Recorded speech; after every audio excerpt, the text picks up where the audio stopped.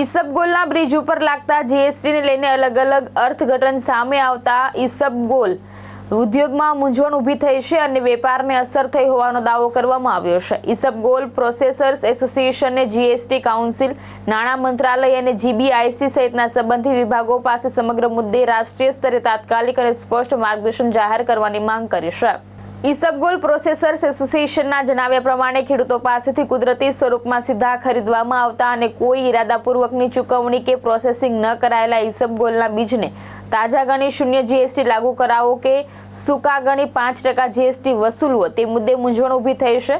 જીબીઆઈસીની પ્રશ્નોત્તરી મુજબ તાજા ઈસબગોલના બીજ ઉપર શૂન્ય જીએસટી જ્યારે સૂકા અથવા તો ફ્રોઝન બીજ ઉપર 5% જીએસટી લાગુ પડે છે। ગુજરાતની ઓથોરિટી ફોર એડવાન્સ રૂલિંગે 29 મે 2026ના ચુકાદામાં ખેડૂતો પાસેથી એપીએમસી હરાજી મારફતે મેળવેલા અને કોઈ ચૂકવણી, ફ્રીઝિંગ, ક્રશિંગ કે અન્ય પ્રોસેસિંગ વગર કુદરતી સ્વરૂપમાં સપ્લાય થતા ઈસબગોલના બીજને તાજા ગણાવી જીએસટીમાંથી મુક્તિ મળતી હોવાનું જણાવ્યું હતું। હવે ઉદ્યોગે અલગ અલગ અર્થઘટનથી સર્જાતી અનિશ્ચિતતા દૂર કરવા કેન્દ્ર સ્તરે સ્પષ્ટતા કરવાની માંગ કરી છે। नमस्कार, मैं अश्विन नायक, president isabgol processors association.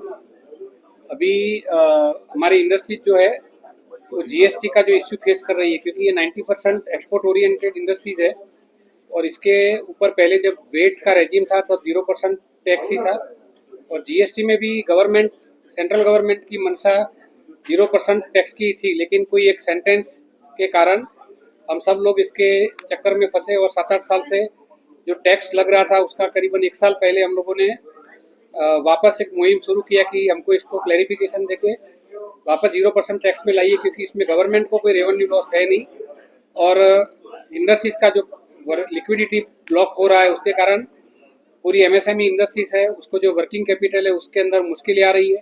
Industries already US का टैरिफ और जो गल्फ वॉर है उसके कारण अलग अलग मुश्किलों में से पसार हो रही है।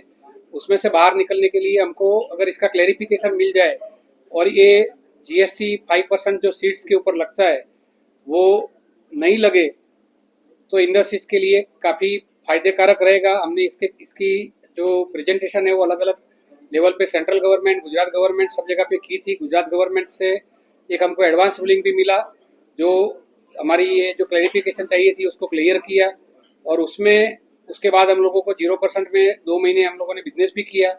लेकिन रिसेंटली राजस्थान गवर्नमेंट में जो एडवांस रूलिंग आया वो अलग आया और उसके कारण वापस दोनों जगह पे जो ट्रेड है वो हॉल्ट हो चुका है।